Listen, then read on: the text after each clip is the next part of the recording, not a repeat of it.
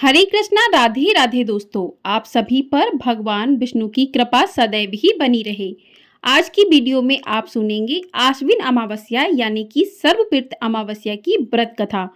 सर्वपितृ अमावस्या के दिन पितरों की विदाई की जाती है। यह पितृपक्ष का अंतिम दिन होता है। आश्विन मास के कृष्ण पक्ष की अमावस्या तिथि को ही सर्वपितृ अमावस्या कहा जाता है। इस दिन सभी पितरों का श्राद्ध कर्म किया जाता है। सर्वपितृ अमावस्या का विशेष महत्व होता है।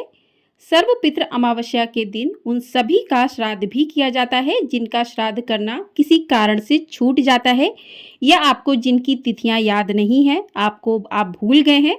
तो जो भी भूले बिसरे हैं, जो छूट जाते हैं, उन सभी का इस दिन श्राद्ध किया जाता है। और इसी दिन से जो है पितृपक्ष की समाप्ति भी हो जाती है। इसके अगले दिन जो है शारदीय नवरात्र जो है प्रारंभ हो जाते हैं और इसी दिन सूर्य ग्रहण भी लगेगा। तो उसकी जानकारी आपको हमारे चैनल पर दी जाएगी, तो आप सभी लोग उस वीडियो को जरूर देखिएगा। तो इस साल 2024 में पितृपक्ष की शुरुआत 17 सितंबर से हो गई थी, जो कि आश्विन मास की अमावस्या यानी कि 2 अक्टूबर को समाप्त हो जाएगी।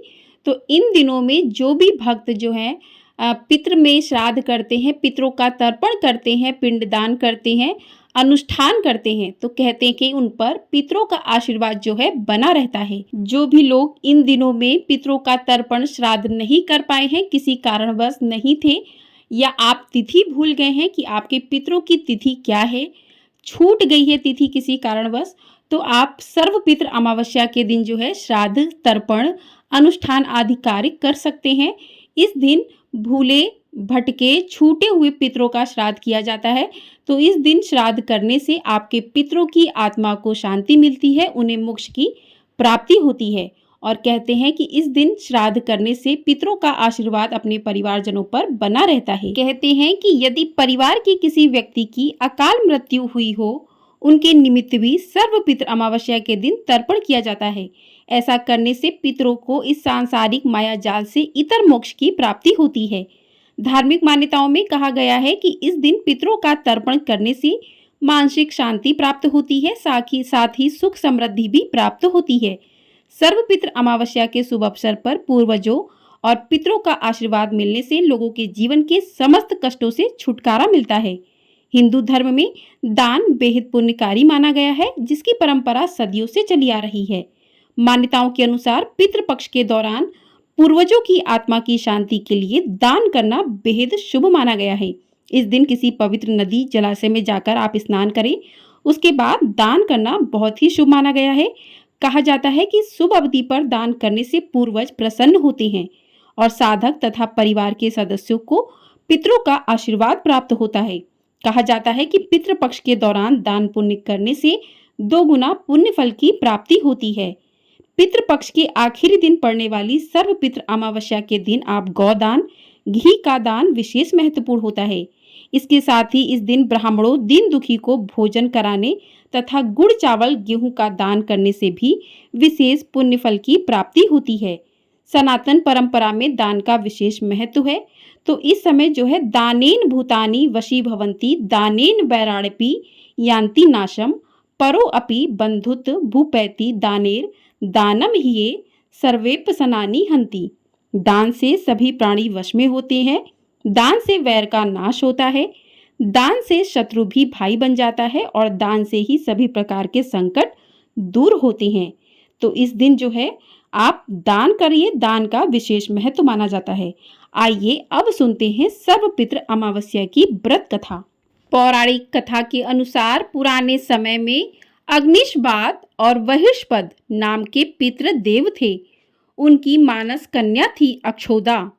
अक्षोदा ने आश्विन मास की अमावस्या पर पितरों को प्रसन्न करने के लिए तप किया था।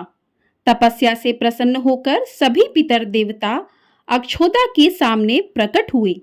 उस समय अक्षोदा का पूरा ध्यान एक तेजस्वी पितर अमावसु की ओर ही था और वह उन्हें आपलक निहारती रही। उसने अमावसु से कहा, वरदान में आप मुझे स्वीकारें, मैं आपका संग चाहती हूँ। अक्षदा की यह बात सुनकर सभी पितर देवता क्रोधित हो गए। उन्होंने उसे शाप दिया कि वह पितरलोक से पृथ्वी लोक जाएगी। यह सुनकर अक्षोदा को अपनी गलती का एहसास हुआ और वह क्षमा याचना करने लगी। तब पितरों ने दया कर उससे कहा कि वह मत्स्य कन्या के रूप में जन्म लेगी। भगवान ब्रह्मा के वंशज महर्षि पाराशर उस मत्स्य कन्या को पति रूप में मिलेंगे और उसके गर्भ से भगवान वेदव्यास जन्म लेंगे। इसके बाद फिर श्राप मुक्त होकर वह फिर से पितरलोक में वापस आ जाएगी। सभी पितरों ने अमावस्या की प्रशंसा की और वरदान दिया कि आपने सौंदर्य और स्त्री के आगे अपने मन को भटकने नहीं दिया और अपने संयम और नियम पर आप टिके रहे। इसलिए आज से यह तिथि आपके नाम से अमावस्या के रूप में जानी जाएगी। मान्यता है तभी से ये दिन पितृमोक्ष अमावस्या के रूप में प्रसिद्ध हुआ। इस प्रकार से सर्वपितृ अमावस्या की कथा पूर्ण होती है। इस दिन सभी प्रकार के श्राद्ध, तर्पण, पिंडदान किए जा सकते हैं। जिनकी तिथि भूल गए हैं या जिनकी छूट गई है, वैसे अमावस्या पर उनका श्राद्ध किया जाता है। जिनकी पूर्णिमा तिथि हो या अमावस्या तिथि हो या चतुर्दशी तिथि हो, ये तिथियां जिसकी हैं उसका भी श्राद्ध इस दिन किया जा सकता है। और जिनकी तिथियां आपको याद नहीं है या किसी कारणवश छूट गई हैं, तो अमावस्या पर आप उनका तर्पण, श्राद्ध, पिंडदान कर सकते हैं। कहते हैं कि पितृदोष होने पर व्यक्ति को कई तरह की समस्याओं का सामना करना पड़ता है। तो ऐसे में सर्वपितृ अमावस्या पर किए गए पिंडदान से पितृदोष का भी निवारण होता है। तो इस दिन आपको पिंडदान किस प्रकार से करना चाहिए? तो पिंडदान में आपको तिल, जल और कुश आदि का प्रयोग किया जाता है। तो ऐसे में आप अगर अमावस्या का व्रत करते हैं तो आप व्रत रखकर भी अपने पितरों को जल दे सकते हैं। और आप किसी पवित्र नदी में जाकर वहाँ आप स्नान दान करके आप स्नान कर लें, ब्राह्मणों को आप दान करें।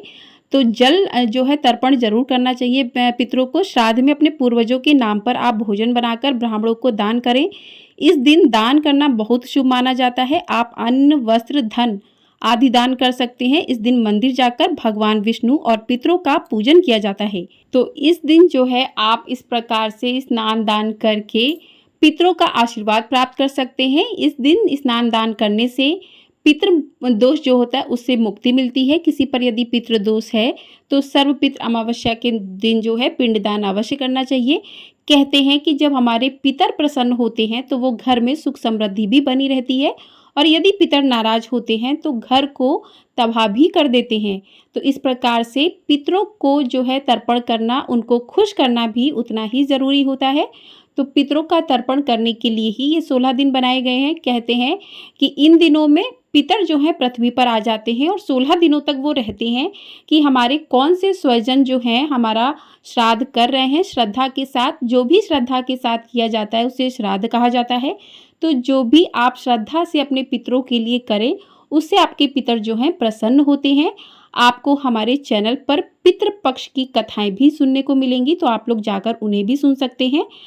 बहुत ही अच्छी अच्छी पौराणिक कथाएं हैं पितृपक्ष के दौरान।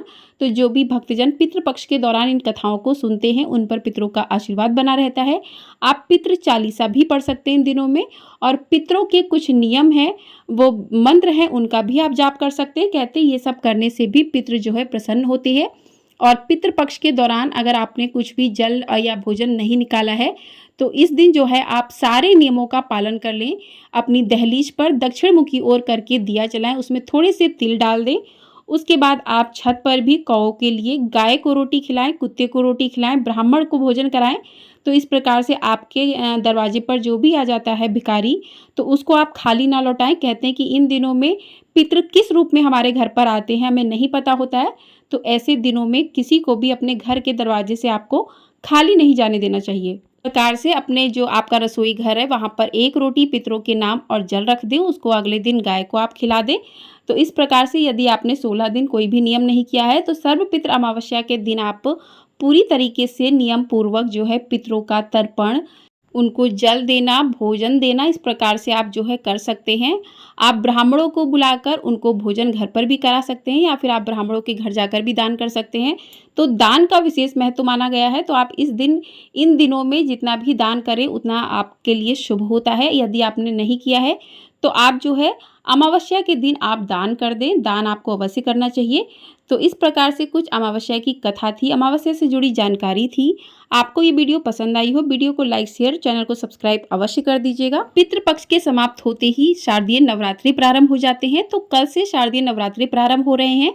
आपको हमारे चैनल पर नवरात्रि के 9 दिनों में माता के 9 रूपों की अलग अलग कथाएं भी सुनाई जाएंगी, दुर्गा सप्तशती का पाठ भी सुनाया जाएगा। तो आपने चैनल को सब्सक्राइब नहीं किया है तो चैनल को जरूर सब्सक्राइब कर लीजिएगा और उन कथाओं को भी अवश्य सुनिएगा। वीडियो पसंद आई हो, वीडियो को लाइक शेयर और चैनल को सब्सक्राइब अवश्य कर दीजिएगा।